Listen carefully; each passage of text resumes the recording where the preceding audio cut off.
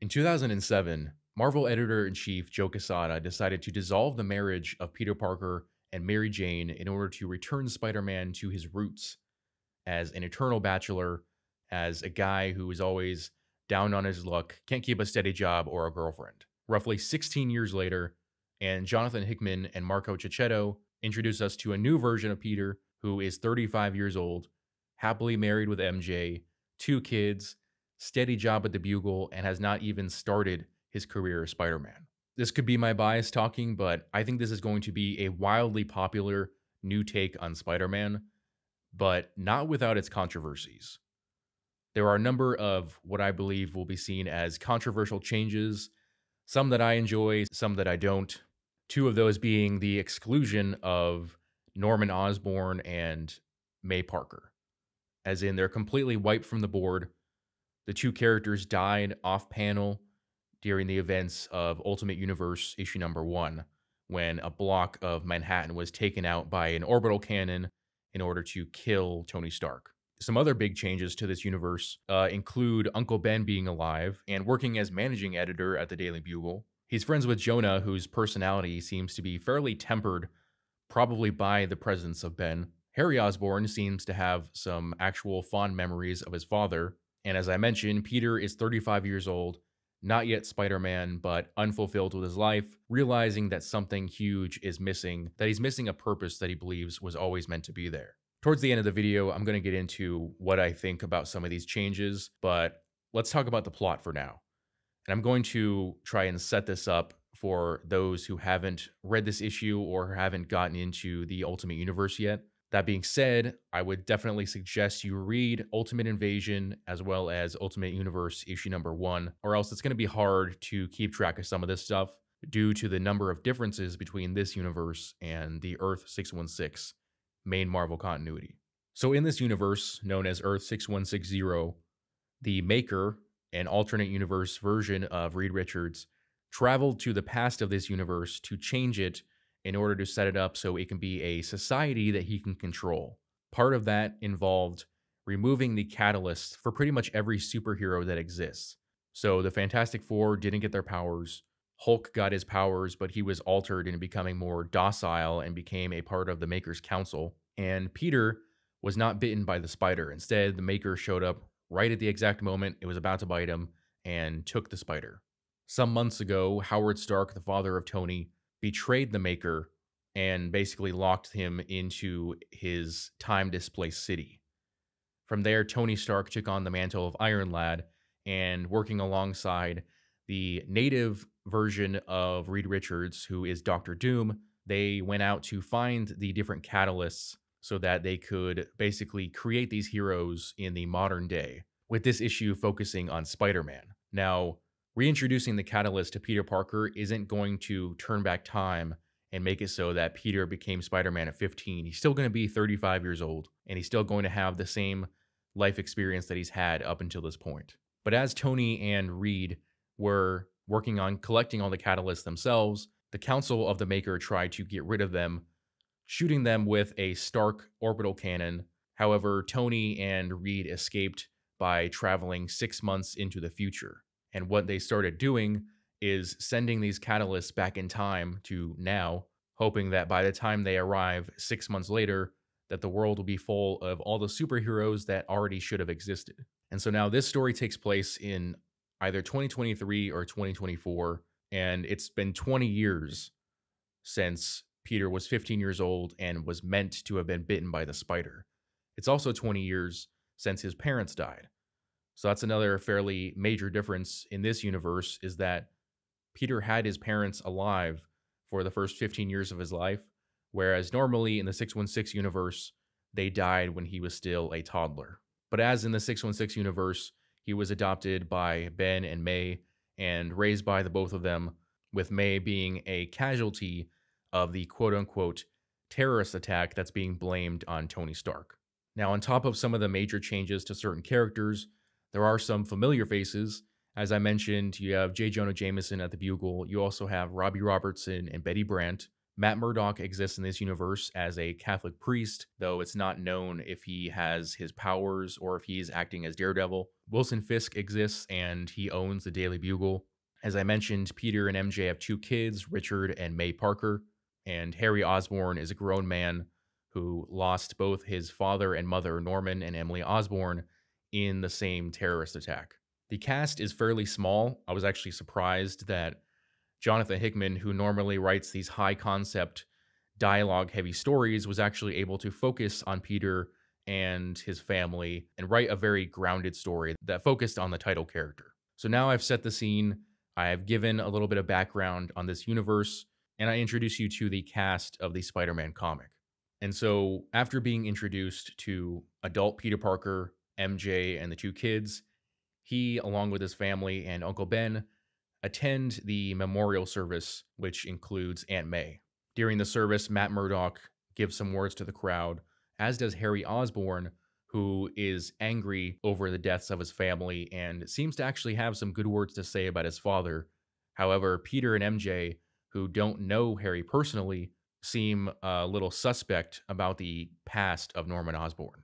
In the same afternoon, when Ben and Peter return to the Daily Bugle, they return to see J. Jonah Jameson storming out, having quit, which will shortly be followed by Ben, as Wilson Fisk, who owns the company, has decided that they need to take a different stance. They need to stop publishing such inflammatory articles, as it seems like Ben and Jonah have been looking into the quote-unquote terrorist attack, as even though it's not said directly, I think it's implied that they don't believe the story, the cover-up story that's been handed down by the council.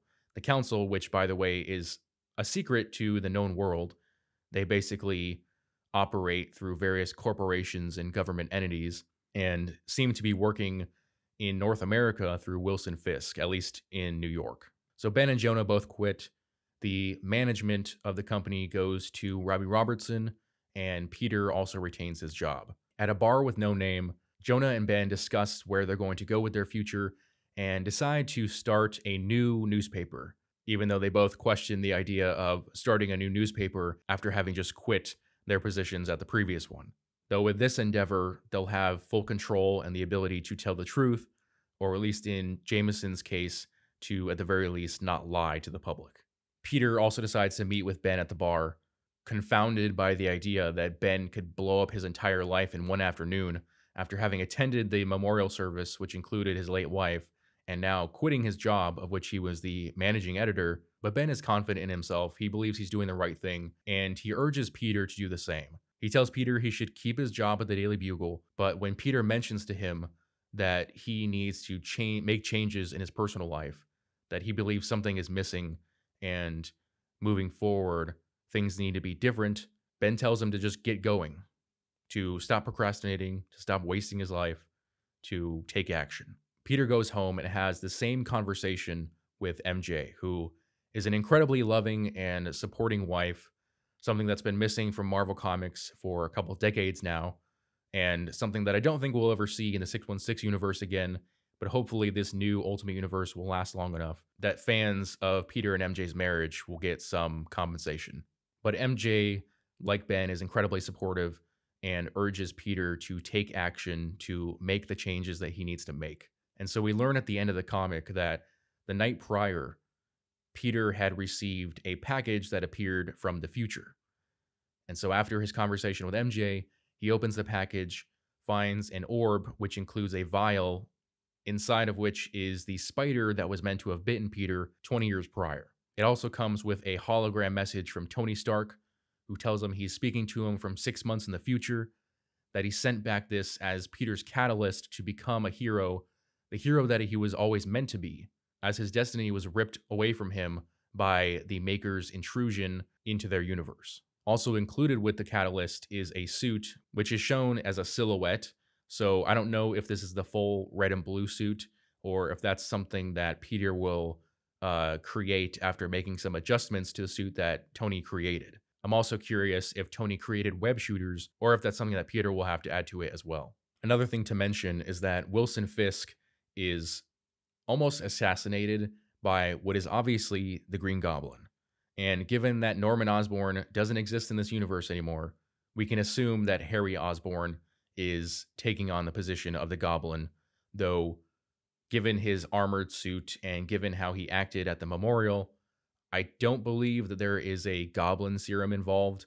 Rather, he's using an Iron Man type suit that looks more like the Green Goblin than Iron Man or Spider Man. And so moving forward, obviously, we're going to see Peter step into this role. He's 35 years old, so he's not going to have the youthful energy that he would have had if he became Spider Man at 15.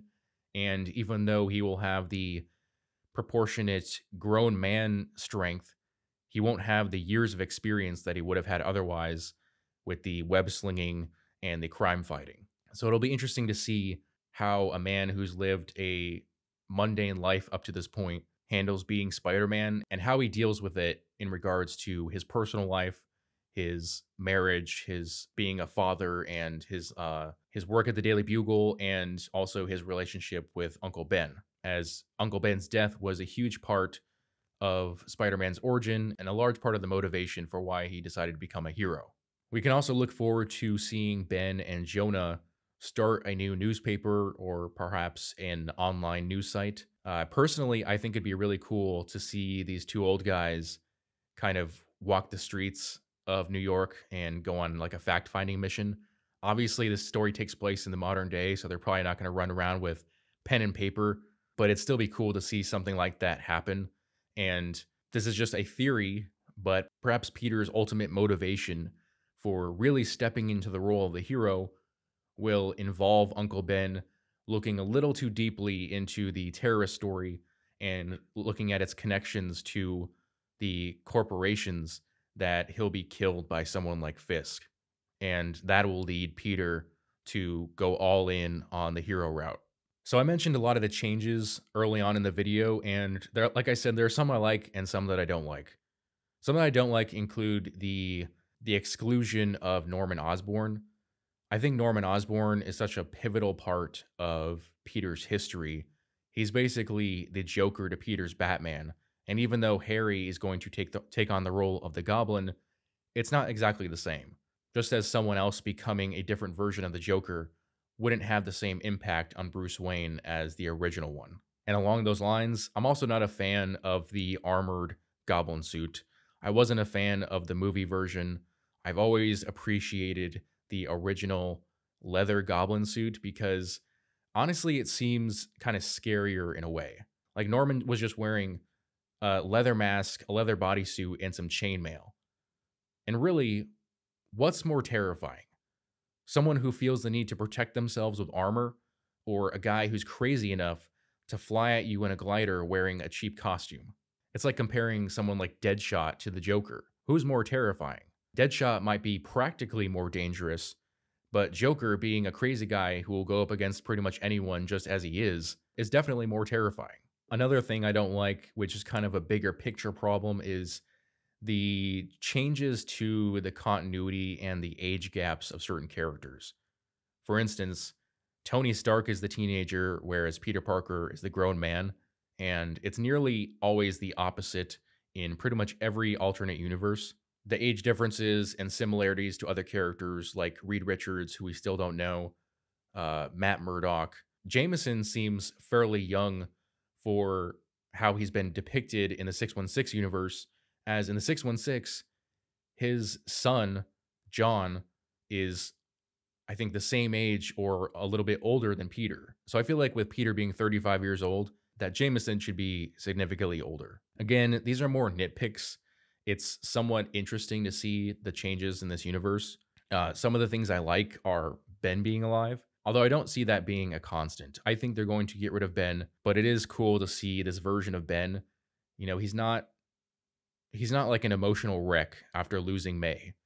He still treats Peter like a son, but he also treats Peter like a man. He doesn't beat around the bush, and he's not allowing Peter to continue to waste away and kind of walk through his life like a zombie. He tells him to take action just as he has. I mean, Ben has to be, I don't know, somewhere between 50s and 70s maybe, and he just quit his job and is ready to basically start a new newspaper. It's interesting to see the effect that Ben has had on this universe already, and it'll be really interesting to see what happens going forward. And on a more personal note, I find this version of Peter Parker to be a lot more relatable. To get personal for a moment, I'm 30 years old and I know what it's like to be at this age and to wonder if there was a different purpose for my life. Not something greater, obviously not being a superhero or the real world equivalent, just something that I was meant to do, some function that fits my personality and skills that I haven't discovered yet.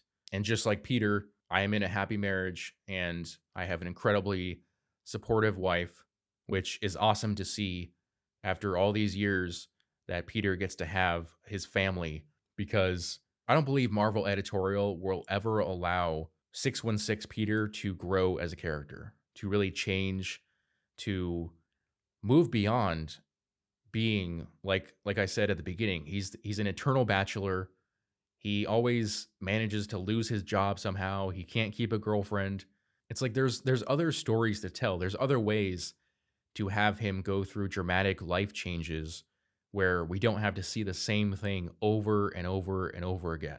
I mean, Peter has been in his mid to late 20s for like 4 decades at this point. Even with Marvel's sliding timescale, it's ridiculous, and it was so surprising and refreshing to see Jonathan Hickman write a story like this. I mean, I really enjoyed Hickman's Fantastic Four, Secret Warriors, Shield, Avengers. I thought his X-Men run was awful, both in premise and in execution. I think having people like Jerry Dugan and Teenie Howard write events that are directly involved with the events written by Jonathan Hickman just doesn't work. I don't care that Jonathan Hickman thinks he works well with Teenie Howard. Their writing styles are too contradictory for that to work. And he's currently writing Gods, which again is a very high concept story. So to see this very focused, very grounded, family-oriented story was incredible. This is a rebirth for Spider-Man. And it's unfortunate that it's not in the 616 universe, which means it's not going to last forever. Perhaps they'll allow this universe to last as long, if not longer, than the original Ultimate Universe, which was about 10, 11 years. And hopefully they will allow this version of Peter to grow, to experience life in somewhat real time. They don't have to have an entire month go by between each issue, but we should be able to grow with these characters. Like people who were teenagers were able to grow with Spider-Man originally, like teenagers were able to grow with the original Ultimate Spider-Man. There's never really been a consistent, older, married family man version of Spider-Man. Spider-Man appeared in the MC2 universe with Spider-Girl, and there was the Renew Your Vows story, but neither of those lasted that long. Hopefully this will be lasting. Hopefully we'll get consistent writing. I'd like to see Jonathan Hickman stay on Spider-Man for a while, but with the way that Marvel works and how his run on X-Men went, given that he's kind of overseeing the entire Ultimate Universe reboot as he oversaw the Dawn of X, I could definitely see Hickman dropping Spider-Man after maybe the first, 12, 24 issues and passing it on to someone else. But he had some great writing here. Marco Chechetto is an amazing artist. This Spider-Man is definitely the best place for this art. Overall, it's a great comic, and I'm excited to see where this goes in the future. But let me know your guys' thoughts in the comment section below. As always, if you enjoyed this video, I would appreciate it if you would hit that like and subscribe button, as well as the notification bell so that you never miss out on a new video. Thanks for watching.